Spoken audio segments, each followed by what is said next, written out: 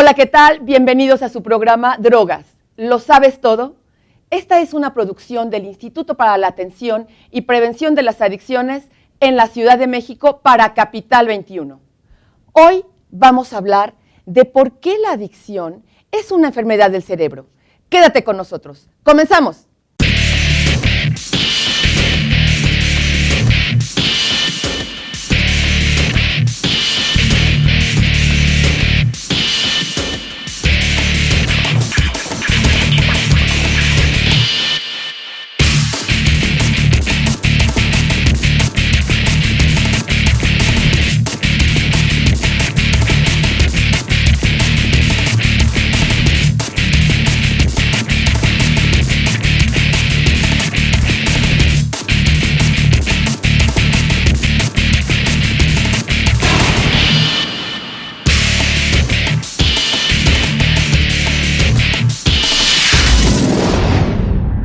Ya estamos aquí y para hablar del tema, hoy tenemos a una invitada muy especial, la doctora Marcela López Cabrera. Ella es investigadora de la Facultad de Medicina de la UNAM y actualmente tiene su consulta privada. Doctora, muchas gracias por estar con nosotros. Igualmente, Gaby. Gracias a ustedes.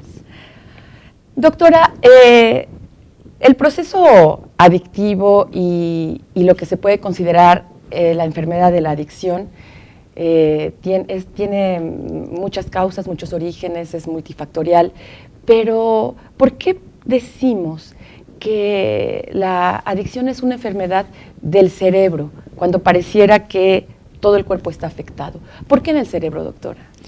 Mira, Gaby, la adicción es una enfermedad porque modifica la estructura y la función justo de lo que tú me estás diciendo, del cerebro, pero no el cerebro en su conjunto, sino de zonas específicas que se encuentran dentro del sistema nervioso central. En el cerebro tenemos dos zonas fundamentales que participan en el proceso. La primera es una zona pequeña que se llama el área mesolímbica. Esta área que te estoy diciendo es el área que todos tenemos y que nos ayuda para que algunas circunstancias, procesos o, en su caso, drogas, produzcan placer que nos haga sentir bien. Esa área se conecta con un área que se llama el área prefrontal. Esa área es el área que nos dice que bueno que sientes placer, pero detente, este es el momento de retirarte, no hagas más ejercicio, no comas más o no consumas más drogas. De tal suerte entonces que al inicio estas dos áreas en su conjunto, perfectamente bien conectadas, te hacen que te dé placer, pero que puedas parar. Cuando el proceso del consumo va aumentando, estas áreas van teniendo cambios. Y esos cambios es lo que le llamamos nosotros la enfermedad de la adicción. Quiere decir entonces que en un inicio puedes usar las drogas, después vas a tener un abuso y finalmente vas a terminar en un proceso que se llama dependencia y adicción. Ahora estamos viendo en la pantalla este mapa del cerebro en donde ubicamos esta zona que acaba de mencionar la doctora, el área mesolímbica, en donde entran estas sustancias. Doctora, ¿hay algún mecanismo, como sucede en el cuerpo con el proceso de inmunidad, que pueda impedir que entren estas sustancias, si esas sustancias dañan esta zona o la alteran, algo que pueda detener a esta sustancia, como sucede con los anticuerpos, a manera de hacer como un comparativo? Mira, todas las drogas que entran al sistema nervioso central, al cerebro, tienen características físico-químicas o especiales, como es que se desbaratan muy rápido en los lípidos, en las grasas. Nosotros hablamos, los farmacólogos, de que son altamente liposolubles y entonces van a atravesar la barrera que nos protege normalmente de la entrada de algunas sustancias al cerebro. Las sustancias, esta barrera se llama la barrera hematoencefálica. Todo lo que entra, que tiene estas características físico-químicas, va a atravesar y va a llegar a estas zonas. No todo lo que llega al cerebro llega a estas zonas específicas, porque tienen que tener características exclusivas de unirse a ciertos sitios de estas zonas que se llaman receptores para que puedan ejercer su acción. Tu pregunta me parece interesante. Hay varios estudios en los que se ha tratado de hacer anticuerpos contra algunas drogas. Es una investigación muy interesante que tiene el Instituto Nacional de Psiquiatría. Sin embargo, a los que somos estudiosos del área total de las adicciones y que trabajamos con nuestros pacientes, con el ser humano, sabemos que no es que quieran solo consumir cocaína porque la cocaína es lo que quieren, sino que el consumo se debe a que esa cocaína les da cierto placer, cierta estimulación de su conducta, que es lo que ellos detectan como placentero. De tal suerte que por más que tú marques anticuerpos contra cocaína, contra alcohol, contra tabaco, el usuario, el paciente, estará consumiendo lo que le produzca placer, porque eso es lo que él busca. Busca el placer no importa cuál sea la sustancia. Exactamente, esa es la respuesta. Doctora, ya hace un momento hablaste de neurotransmisores. Ajá. Estos, ¿qué son, doctora? Son, yo te digo partículas, ¿no? Por explicarlo Sí. de alguna manera, que están ahí. Y ¿cuál es la función que tienen y cómo se afectan con la entrada de una droga? Porque a lo mejor tiene que ver eso con justamente este proceso de enfermar al cerebro. Sí, nosotros normalmente producimos unas sustancias químicas dentro de nuestro sistema nervioso central que se comunican entre las neuronas. Por eso se llaman neuronas, transmisores que transmiten las señales entre neurona y neurona. Eso es normal, las produce mi cuerpo. Mi cuerpo produce, en el caso de las adicciones, un neurotransmisor muy importante que es dopamina. ¿Qué pasa con las drogas? Todos sabemos que las sustancias que producen adicción, todas por mecanismos diferentes, producen la liberación de dopamina. Y eso estimula el área mesolímbica y nos hace sentir placer. ¿Es un estímulo artificial, doctora, ¿Sí? se puede decir? Totalmente artificial, porque yo no necesito la droga para sentir el placer. Todos hemos sentido placer porque nos gusta comer chocolates, porque nos gusta dormir, porque nos gusta bailar, porque nos gusta cantar, y siempre estamos sintiendo placer. Entonces, yo lo puedo generar. El consumo de las drogas hace que ese placer aumente hasta que comienza la enfermedad de la adicción. Porque una vez que el cerebro llega a la enfermedad, ya la droga no produce el placer. Ya ha cambiado tanto la estructura del área mesolímbica que entonces se consume para no sentir displacer. Porque ha cambiado, aumentado el número de receptores. Y si yo no consumo, ellos comienzan a dar manifestaciones de malestar físico o mental, y eso hace que el usuario ya comience a consumir para quitarse ese malestar. Ahí es cuando nosotros decimos que ya hay dependencia física y se ha establecido la enfermedad. Doctora, pues este es un proceso en el que normalmente, bueno, no pensamos cuando abordamos el tema del consumo de drogas. Pensamos que son sustancias que dañan el organismo, pero no sabemos exactamente cómo todo este caminito que van siguiendo al interior de nuestro cuerpo. Esto que nos estás comentando sobre cómo estas sustancias hace que se genere esta dopamina que genera el placer y que es lo que está buscando el consumidor.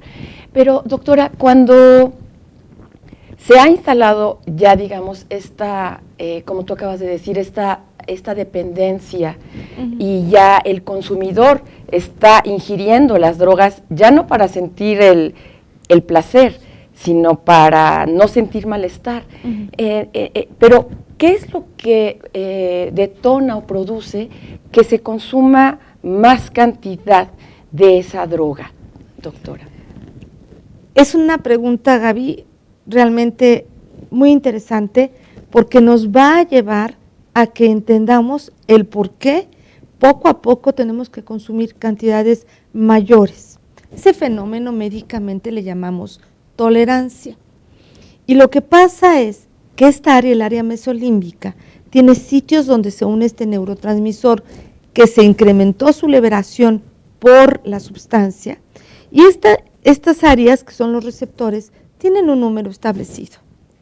En el momento en el que yo comienzo a consumir el sistema nervioso central, que tiene propiedades que se llaman plásticas, se puede ir adaptando, comienza a producir más receptores para poder contender con el aumento en la cantidad de dopamina liberada. De tal suerte que si yo comienzo a tomar más drogas, comienza a cambiar la estructura y aumenta el número de receptores. Para sentir placer, entonces, no voy a tener que consumir mis 3 copas de alcohol, ya después tengo que consumir 4, 5, 6, porque es la cantidad de receptores que se han incrementado dentro del sistema nervioso central. Doctora, nos quedamos con esta idea, vamos a hacer un corte. Amigos, vamos a un corte, quédate con nosotros en Drogas. ¿Lo sabes todo?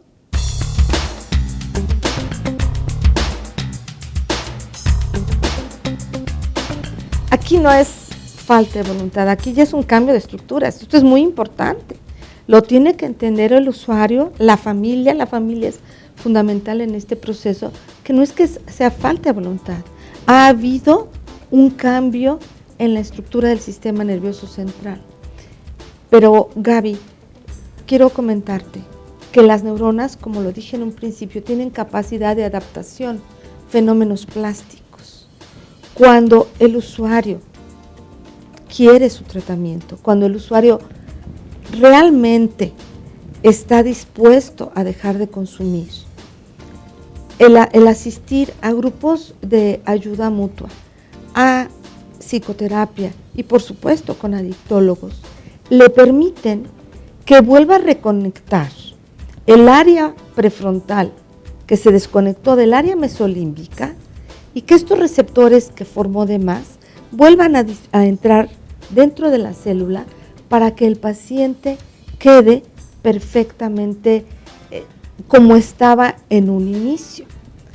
Este fenómeno que te estoy diciendo es un fenómeno descrito hace muchos años en los que nosotros podemos adaptar nuestras zonas cerebrales.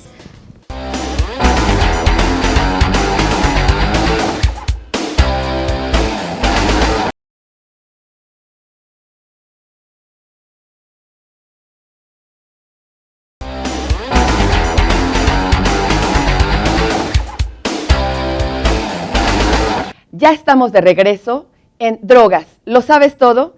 Estamos hablando con la doctora Marcela López Cabrera sobre por qué la adicción es una enfermedad. Doctora, en el bloque anterior estabas explicándonos cómo es que de pronto se requiere más cantidad del consumo de una droga para, ya no para tener esto que nos explicabas, este placer, sino para no sentir el malestar o a lo mejor me quedo corta diciendo malestar, sino con toda esta sintomatología que se presenta cuando no hay la presencia de la droga.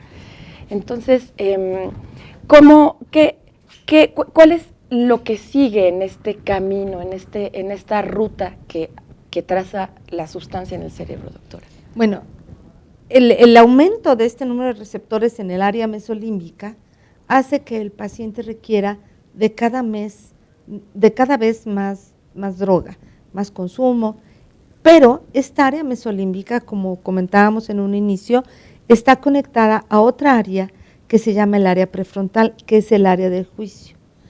Así como va incrementándose el número de receptores en el área mesolímbica, el área prefrontal, que es más superior, comienza a disminuir su conexión con el área mesolímbica, de tal suerte que esta área, que es el placer, requiere más droga y esta área deja de conectarse.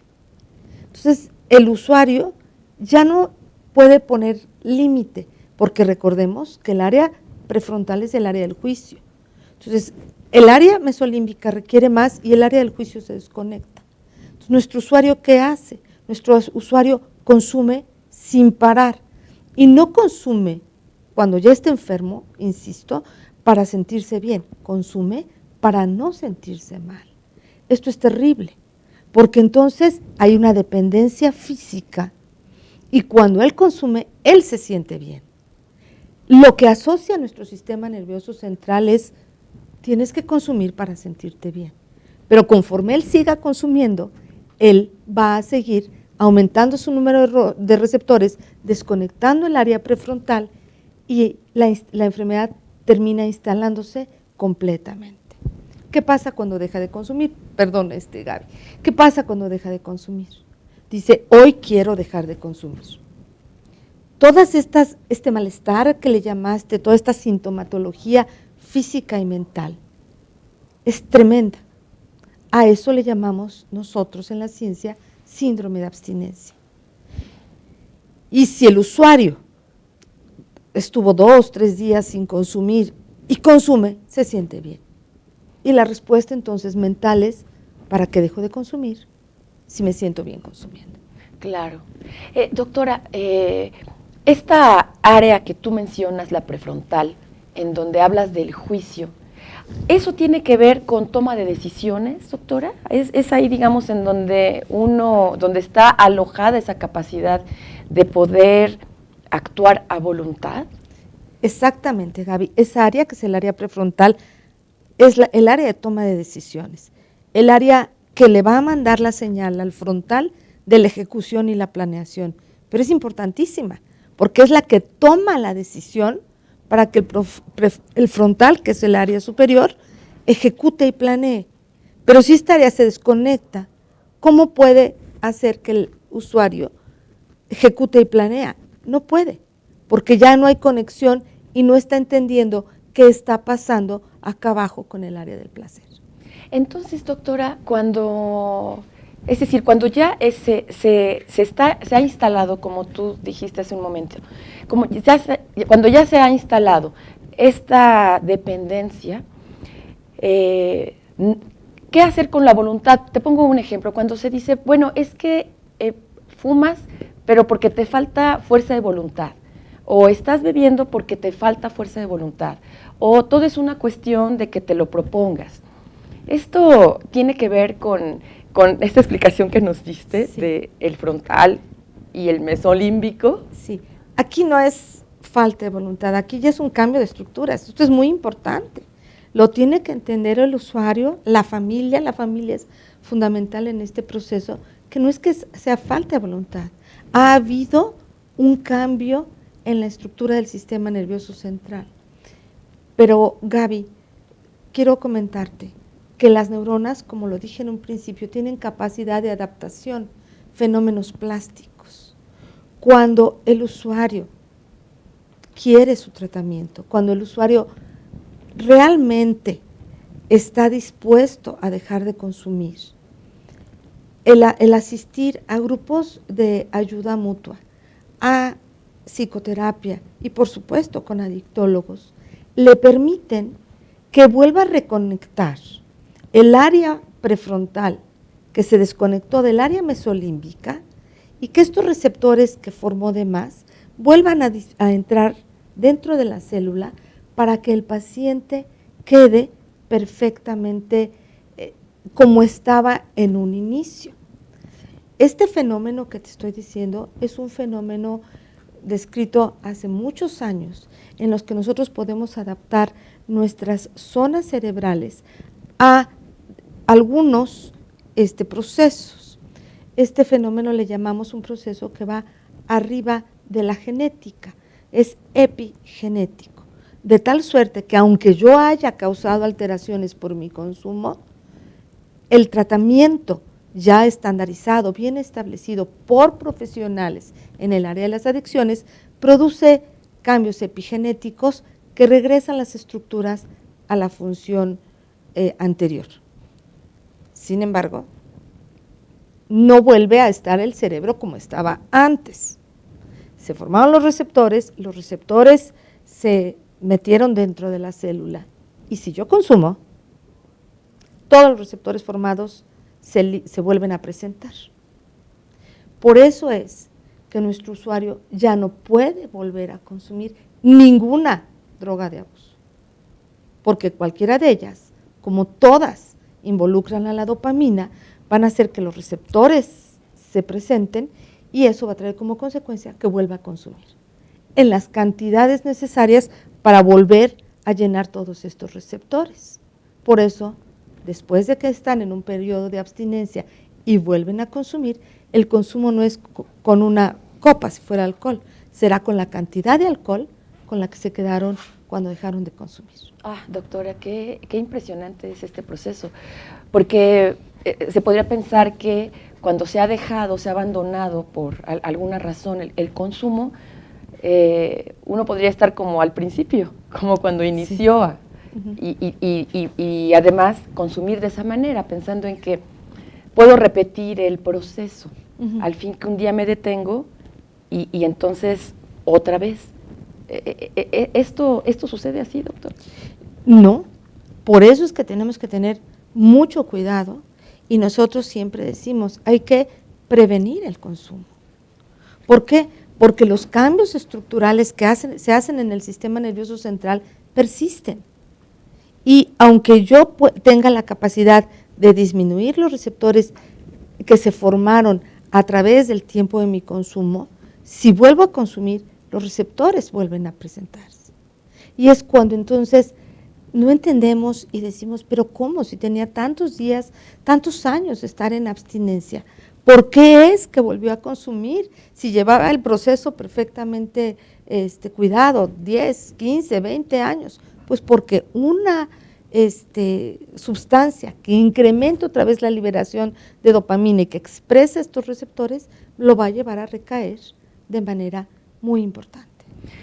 Doctora, esta explicación es muy ilustrativa para poder hacer esta reflexión y esta sensibilización con respecto al consumo, o sea, esta idea de mejor no consumir o no iniciar, y después cuando ya se está en un tratamiento, de tratar de mantenerse en él, porque si no vamos a regresar.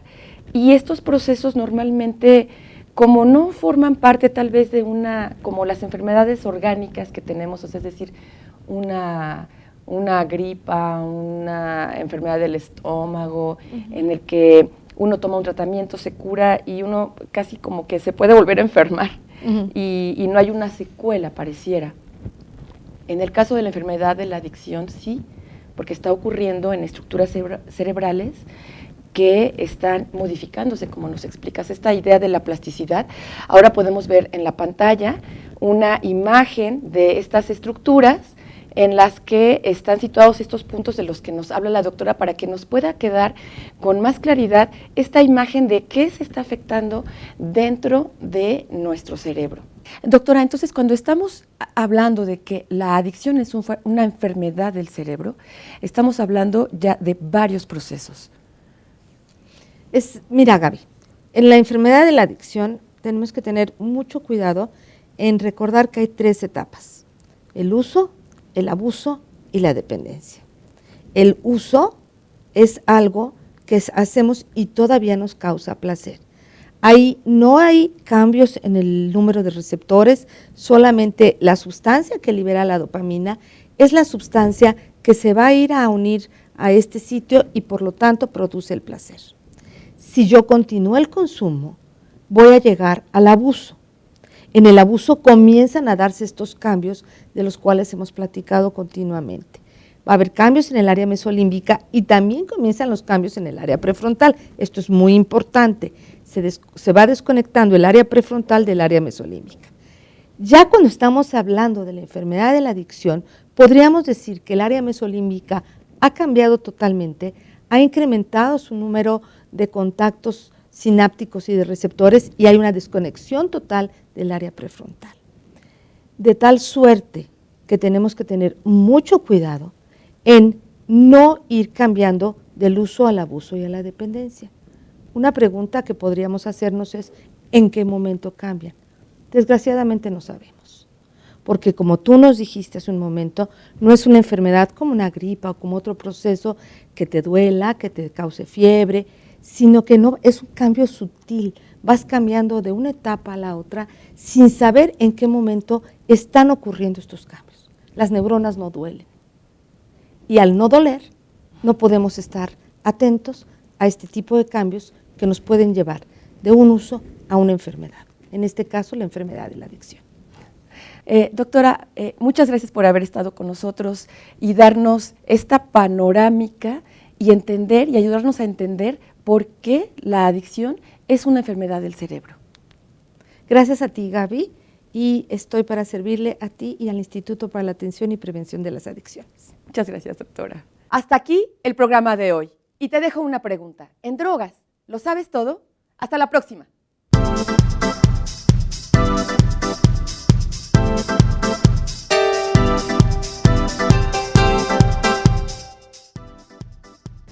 Cuando nosotros vemos a un paciente en policonsumo, sabemos que se pudo haber metido, no sé, alcohol, cocaína, anfetaminas, tachas, lo que sea.